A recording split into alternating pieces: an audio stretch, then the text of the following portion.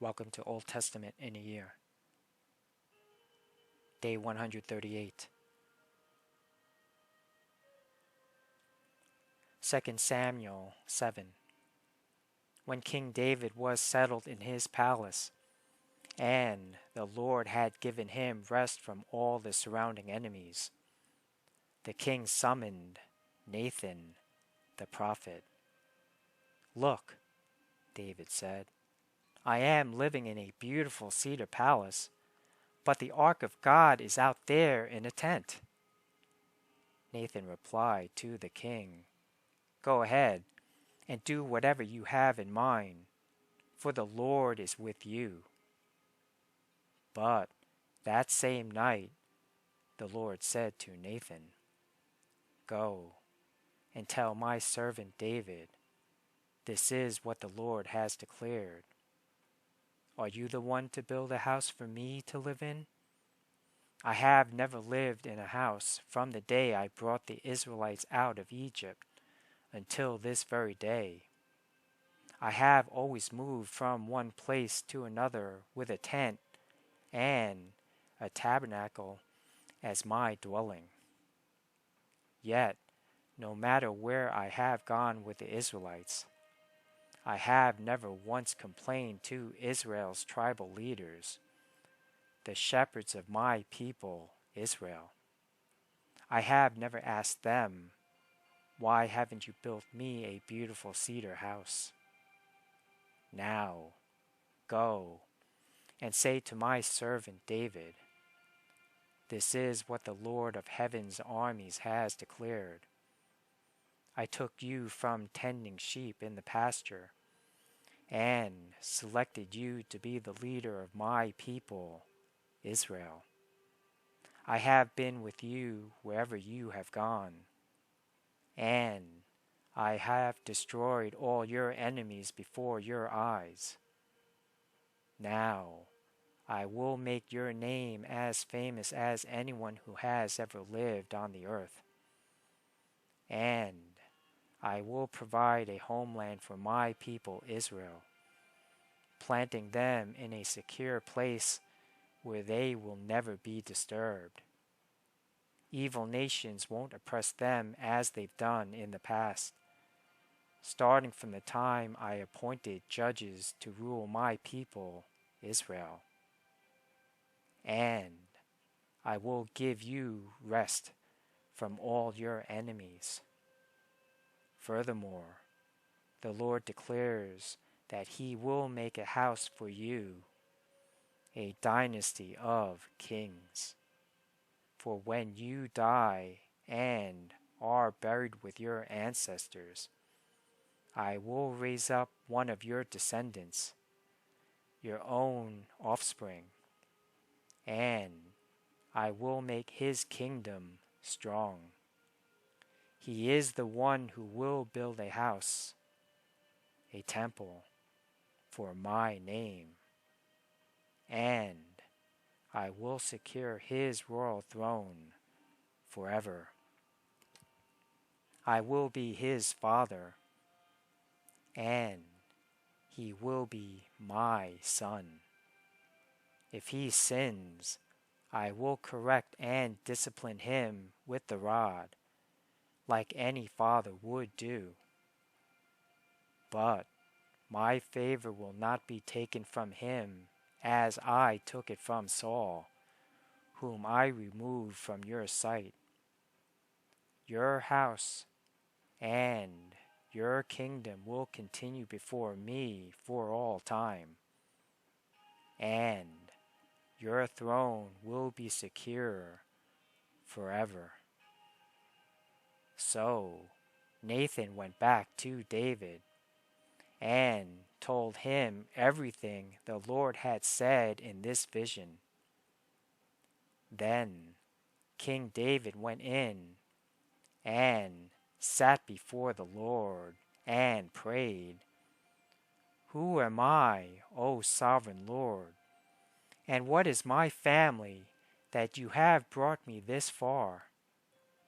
And now, sovereign Lord, in addition to everything else, You speak of giving your servant a lasting dynasty. Do you deal with everyone this way, O sovereign Lord? What more can I say to you? You know what your servant is really like, sovereign Lord. Because of your promise and according to your will, you have done all these great things and have made them known to your servant. How great you are, O sovereign Lord! There is no one like you. We have never even heard of another God like you. What other nation on earth is like your people, Israel? What other nation, O God, have you redeemed from slavery to be your own people? You made a great name for yourself when you redeemed your people from Egypt. You performed awesome miracles and drove out the nations and gods that stood in their way.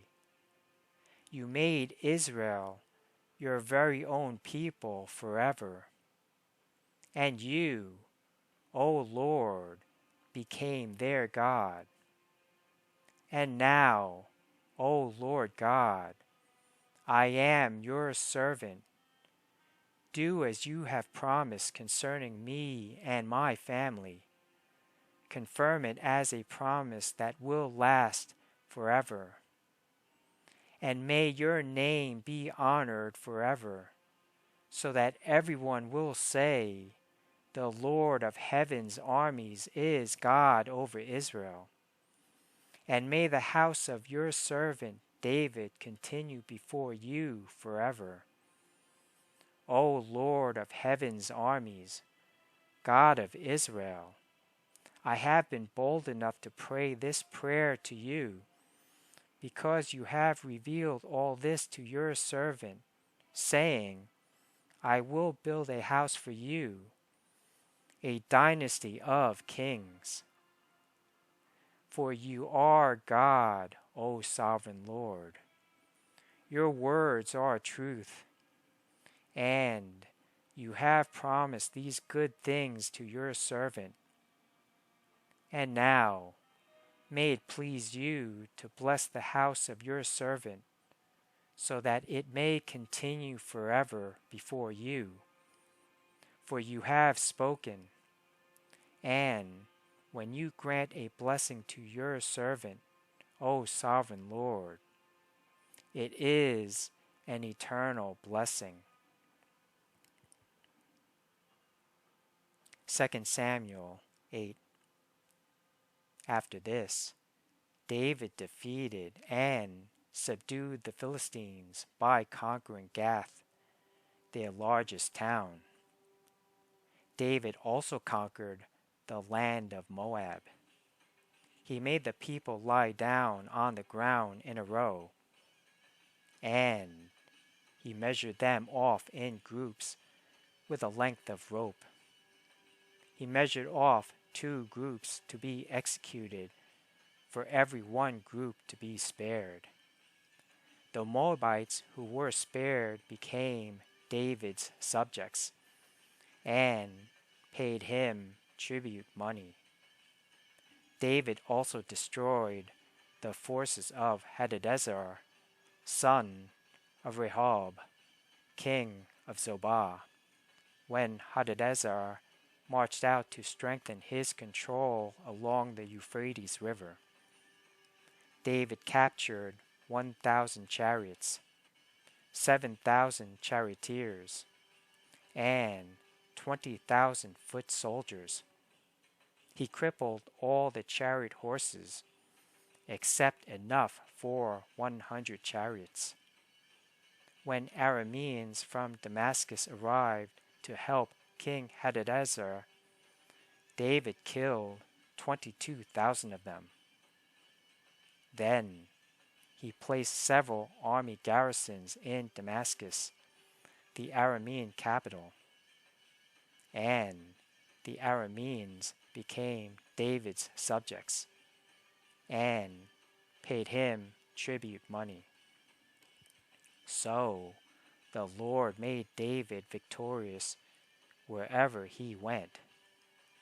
David brought the gold shields of Hadadezer's officers to Jerusalem, along with a large amount of bronze from Hadadezer's towns of Tebah and Berothai. When King Toi of Hamath heard that David had destroyed the entire army of Hadadezer, he sent his son Joram to congratulate King David for his successful campaign. Hadadezer and Toi had been enemies and were often at war. Joram presented David with many gifts of silver, gold, and bronze.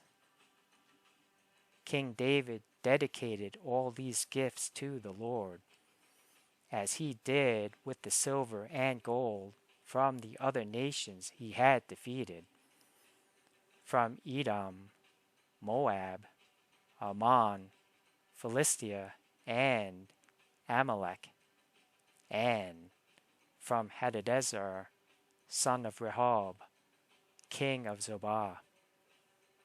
So David became even more famous when he returned from destroying 18,000 Edomites in the Valley of Salt.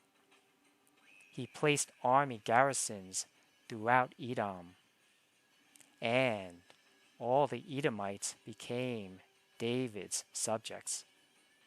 In fact, the Lord made David victorious wherever he went. So David reigned over all Israel, and did what was just and right for all his people. Joab, son of Zeruiah, was commander of the army. Jehoshaphat, son of Ahilud, was the royal historian. Zadok, son of Ahitub, and Ahimelech, son of Abiathar, were the priests. Sariah was the court secretary. Benaiah, son of Jehoiada, was captain of the king's bodyguard. And David's sons served as priestly leaders.